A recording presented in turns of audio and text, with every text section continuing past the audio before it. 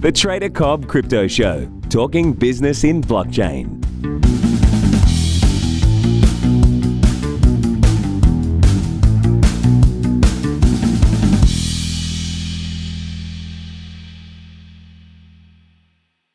G'day guys, welcome to the Trader Cobb Crypto Show.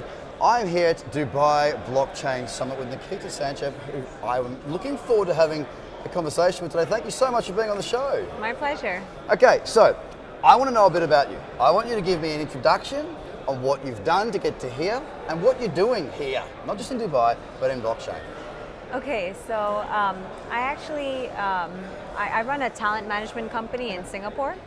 And 2 years ago, we had a client approach us for some hosts, which we give all the time. We have models, we have hosts, we have entertainers, everything. So he specifically asked for a host in English, Korean, Mandarin, Russian, Japanese. Oh, that's not much to ask. Yeah, to translate a white paper. We had no idea what a white paper was. And then to read off a teleprompter. And it was literally, we went there and we were reading off this teleprompter. We just translated it off of Google. And when it came to like these words, we just didn't know what they were. We were like, ICO? Blockchain? Fiat? Like, what are these words? So at the end of the video, I asked the client, so what is blockchain? What is cryptocurrency? And he said, well, let me put it this way. If you invested $100 in Bitcoin in 2008, today you'd be a millionaire.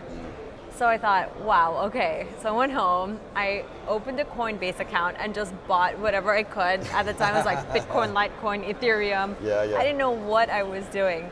I just bought it, but it made me learn like hands-on.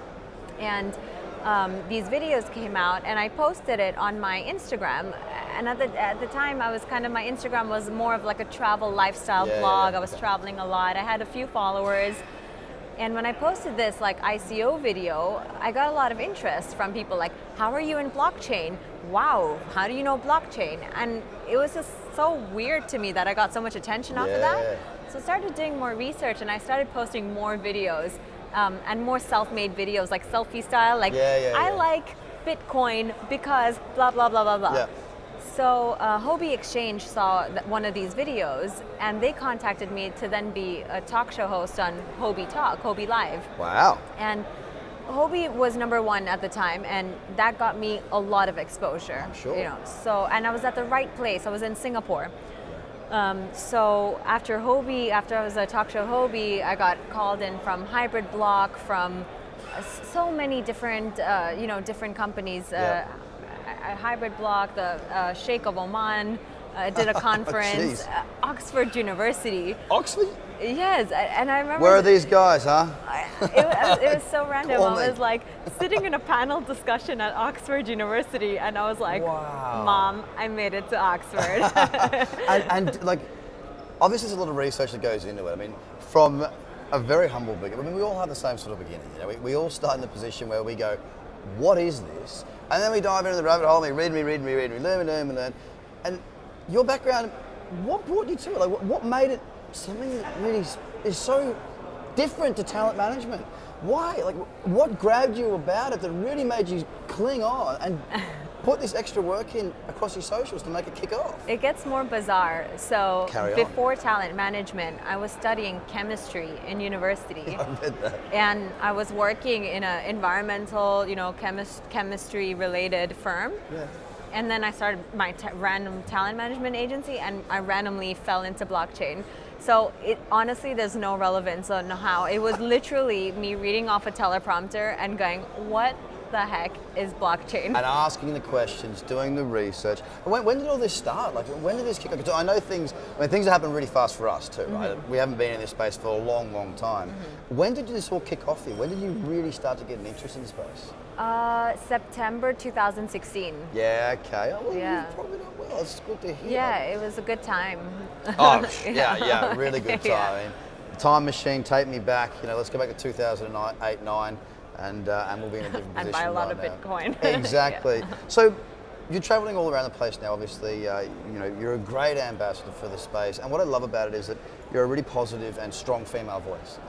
We work with a lot of feminist groups I don't like the word feminist so much, but we try and I don't incorporate a either, lot of women into the space and give them a voice, because there's a bit of negativity out there, a bit of blokiness, and it's really good to see powerful women in the space. What's a day in the life of for you look like at the moment? So that's the thing. A lot of people now see me this way, and which is great. Like, that's the impression I'm trying to work towards. But I'm not a feminist, and I feel like the more we emphasize on like women in blockchain, the more feminist it sounds. I know, right? And I just want equality, because I mean, I come from this event management and modeling agency side. We represent over 400 models in Asia, and the majority of them are females. So why are there more females in fashion and not men? It's the same question for blockchain. Like, why are there more men in blockchain? Because it all started from the cyberpunk community kind of thing. True. So it's just like the roots of it. But as you can see today, like, there's so many women. So it is actually growing, and it'll grow organically. Like, it'll happen on its own. Yeah. What we can do, instead of like creating these like feminist groups and like like getting these women to be like women in blockchain, it just get a strong female to participate in a panel discussion, or get a female to discuss about the future of blockchain. But sometimes I feel like these all-female panels can get a bit cliche. Yeah. So am I doing the right thing here, or am I missing the mark? No, you're doing the right thing for sure. We need to. I mean, 6% of the wealth that was created by Bitcoin in 2017 was obtained by women. Only 6%. Yeah. So it's a small number, and women shouldn't miss out on that opportunity. And the thing is as well, look, we are creating a completely new ecosystem, a new technology, and something that's transforming the way we do business, interact, and own our own data, essentially. It's a huge shift. Mm-hmm. And why would we want to create a world that's not equal when we're all here in it together? So we are in a wonderful place right now as far as innovation in technology, and we should all be involved. So, I mean, you speak to a lot of people, right? You do interviews yourself, you speak to lots of people. What's the worst interview you've done? The worst You don't have to give the name. I'd love it if you did. I can't. Like, I'll tell you how it went down, but I'm not going to disclose. Tell me the story. Okay, so it was at a conference in Singapore, and when it came to asking the interviews, I was asking the questions, and this guy just froze. And he just kept stuttering, but the stutter, I understand, like, some people have a problem. He didn't have a problem when I was speaking to him normally, but in front of the camera, he just could not finish a word. Forget about finishing a sentence. He would be like, the blockchain. Yeah, it was like, and I was like sitting there like, finish this interview.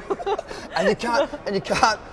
I'm doing it now. You can't bring it out into the camera. Yeah. You can't finish it because it's like, that's rude. Like, exactly. If you've got to study, but you're the not going to try and bring it out.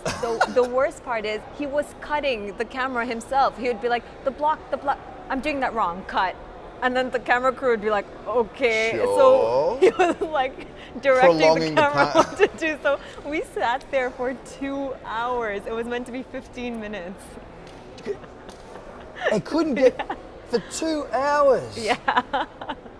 This wasn't a live panel discussion, was it? It was like like what we're doing now. Oh, wow.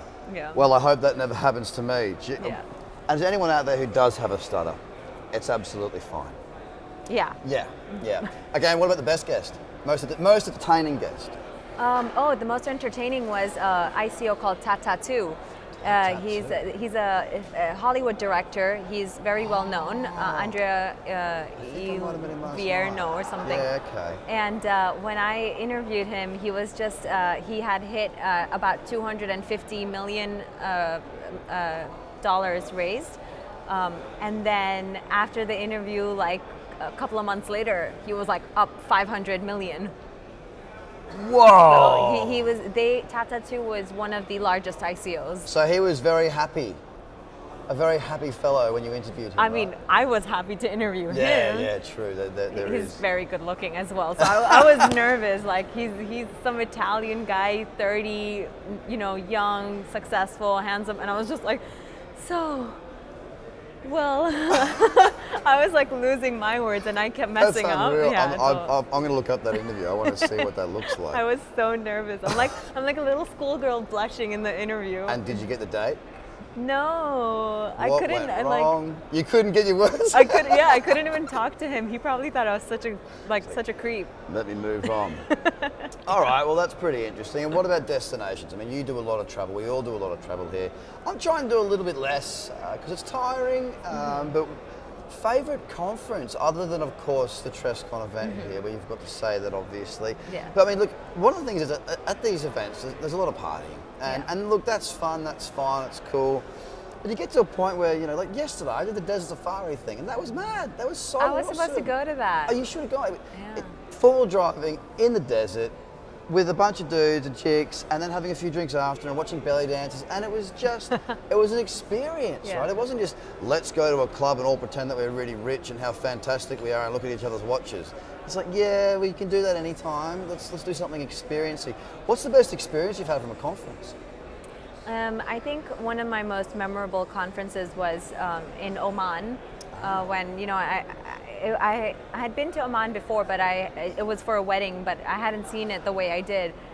Because the conference really put an effort in to take us out, like how TrestCon, you know, they put an effort in to like take you guys to the desert safari. So this conference in Oman did the same thing, and I had the opportunity to speak in front of His Excellency Sheikh Salmi. Wow. So that was, you know, that was a great experience. TrestCon is always very well organized. They're one of my favorite conferences. Block Show is great. It's in Singapore. I'll be there end of this month, end of November. And then I'm going to Nairobi on the 17th of November for the first time. I've never been to Africa before. Wow. So, geez, you really have been around. So look, I wanted to get some of your stories because I knew you'd have some absolute crackers, so thank you for that. Let's cut back into the market right now, because we have seen a consolidation for quite some time, right? The last 3 months we've been very sideways. It's been relative, I mean, look, when I say size, I've been trading markets for 12 years. That's what I do. Crypto for the last 15 months or whatever. It's pretty much exclusively. And this has been the most quiet period of time for trading at the moment. Is it a good thing to see this hype slow down, to see the market consolidate in your view? I mean, you speak to a lot of people like Ollie. What's your thoughts on that? Is it positive or is it hard for us? I mean, first of all, I don't come from a trading or finance background, but from what I've seen is I think it was a bit too hyped up. So maybe it's good for the market to stabilize a bit, so that we can actually, because we couldn't use Bitcoin and Ethereum and some cryptocurrencies because they were so volatile. It was good for trading. That's true, but if you really want to incorporate it into the real world, then maybe it's good it stabilizes a bit so that we can actually use the cryptocurrency. Because I remember my agency accepts Ethereum. I remember one day I was accepting Ethereum when it would be worth, you know, $400. Next day it's down to $300, and we were just like losing or gaining money just instantly. And it's a bit scary. Absolutely. And what do you think's the issues in the space right now? Like, we need to have mass adoption, right? I've been speaking to a lot of people that are mentioning ways of how they're going to do it. You've been speaking to people the same. For us to get that mainstream, I know it's such a cliche, but we do need to get it involved in everyday life. Well, we might not even know that we're using it. Kind of like the internet, you know, like everything's on the internet. These people are watching on the internet. You know? Our phones are on the internet. Like, everything's on the internet. That didn't exist 20 years ago in the same capacity it does today. Do you think that there's any areas that we will see a breakthrough for other parts of the blockchain? So will it be currency? Will that really be the breakthrough? I mean, it's been the introduction. Will it be us managing our own data? Will it be decentralized social networks? Do you have any idea as to what you think might be the, I mean, it's a tough question, granted, but where do you think it might come from? Well, we're seeing now more, you know, banks and governments use it. I think they have the power to implement it. And cryptocurrency still seems a bit of a threat to them.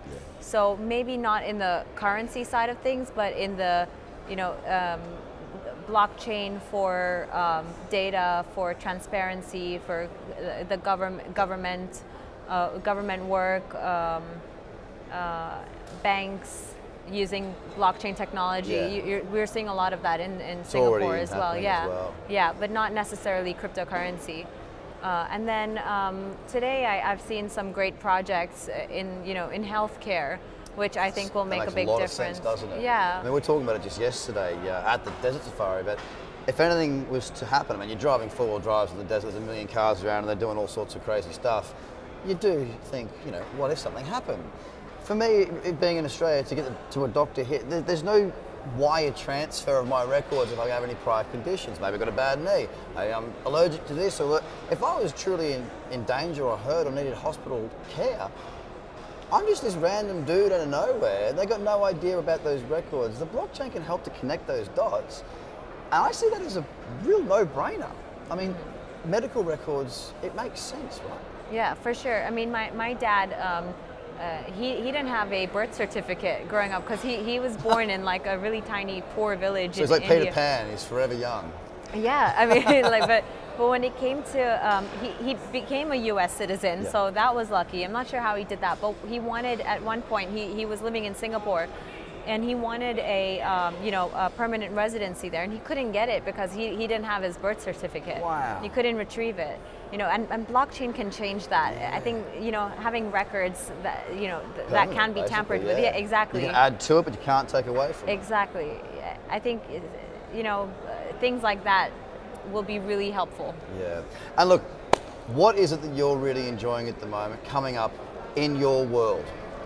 I'm enjoying hosting a lot of conferences and working with a lot of blockchain companies, a lot of ICOs. I've been advising a few projects, and I've been hosting a lot of conferences worldwide. So the travel is tiring, but it's fun, and it's it's a great experience to be able to see all these new places like Kenya. I've never been. So. Yeah, that's going to be amazing. You and me both. And look, before we wrap, tell them where they can find more information about you, Nikita.